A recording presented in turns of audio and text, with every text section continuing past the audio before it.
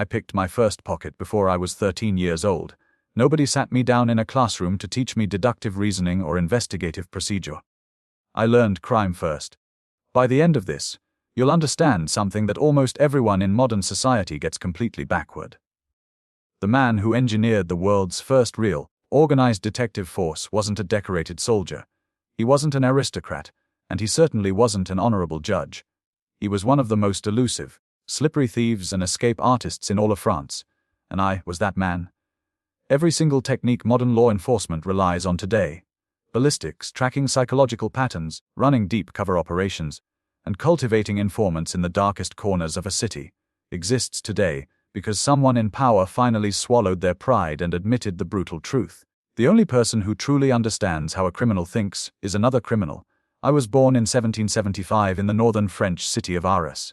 My father was an honest, hard-working baker who believed in strict routine, sweat, and obedience. I was built for none of those things. My life on the other side of the law started early, and without regret. I stole money straight from my own father's bakery cash box as a reckless teenager. I didn't save it. I ran away to the port cities and burned through every last sou in a matter of weeks, living fast among dockworkers, drunks, and river thieves. By the time I turned 17, jail cells were no longer a punishment to me. They were simply a temporary inconvenience. I joined the French army, mostly because it was the fastest way to escape the police in one town. But military discipline suited me even less than prison. I fought over a dozen duels, earned a reputation as a violent swordsman, and eventually deserted, which instantly turned me into a fugitive facing a firing squad if caught. To survive, I ran with smugglers along the coastline. I forged passports, military passes, and letters of transit with a precision that fooled seasoned border guards and customs officers. Over the next decade, I lived through dozens of false identities. I was a cavalry officer in one province, a wealthy textile merchant in another. For a long stretch, I joined a traveling troupe of actors. That acting troupe taught me the single most valuable trade secret I would ever possess: how to completely dismantle your own identity and step into someone else's skin so convincingly that even people who are looking directly for you never see you. Naturally, prison caught up with me again and again. Not just one dungeon. I was thrown into the galleys of Brest, the fortress of Toulon, and stone cells across northern France.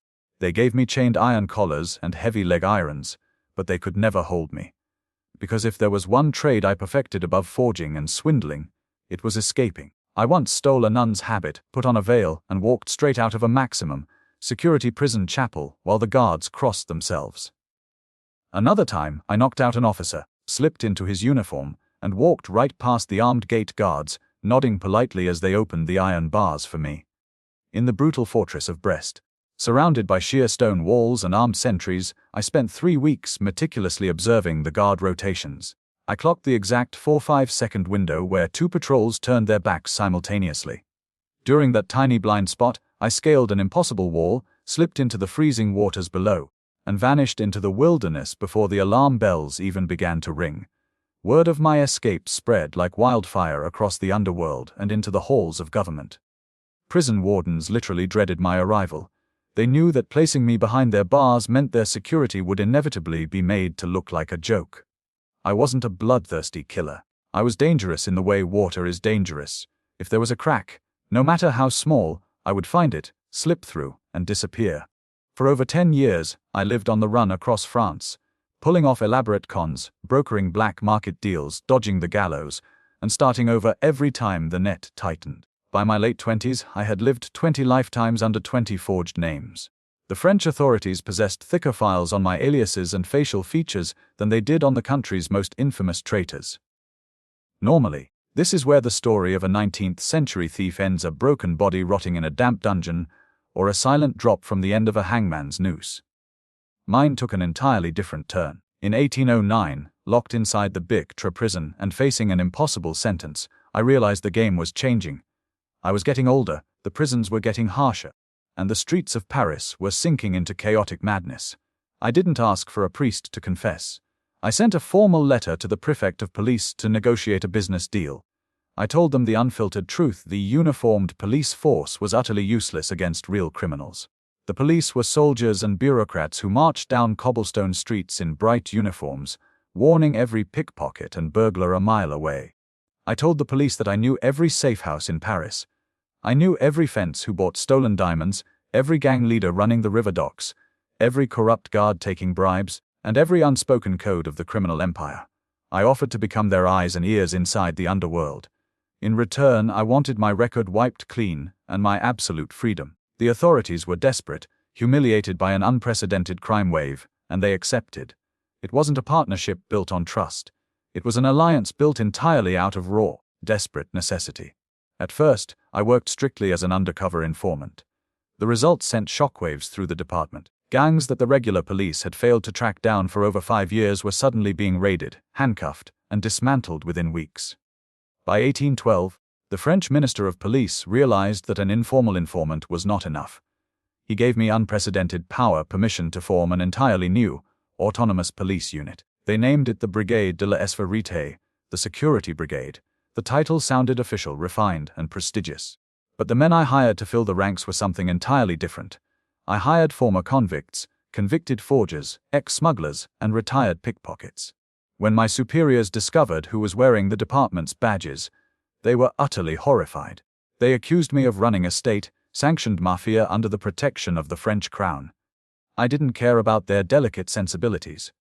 I knew a fundamental rule of human psychology. A former convict fighting for his life, his freedom, and a second chance will work 10 times harder and 10 times smarter than a lazy bureaucrat drawing an easy government salary.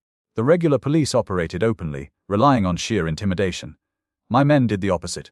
We worked strictly in plain clothes. We lived in the taverns, slept in the filthy boarding houses of the slums, drank with highwaymen, and listened to conversations in the dark alleys where heists were being plotted. We didn't wait to investigate a murder after the blood dried. We were sitting at the table when the gang was choosing the weapons. Within 3 years, my small ragtag unit had reduced the crime rate in Paris by more than 40%. To make our operations permanent, I realized that memory wasn't enough. I needed a system. I began creating comprehensive, systematic files on every criminal in the city. Long before the invention of forensic photography or fingerprinting, I wrote down every individual's height, gait, slang habits, facial scars, preferred disguises, and known associates. I built the world's very first cross-referenced criminal database. If a witness told us a burglar had a crooked finger and spoke with a Norman accent, we didn't search the whole city. We opened a single ledger, found 3 matching profiles, and arrested the suspect before sunset. I started analyzing crime scenes like no one had ever done before. I studied muddy footprints in gardens, realizing that shoe size, depth of tread, and weight distribution could identify an intruder. I pored over altered checks under magnifying lenses, inventing early handwriting analysis to expose master forgers. I used chemical testing to prove whether a blood stain was human, and pioneered ballistics matching by comparing the distinct imperfections of a musket ball to the barrel of a suspect's confiscated pistol.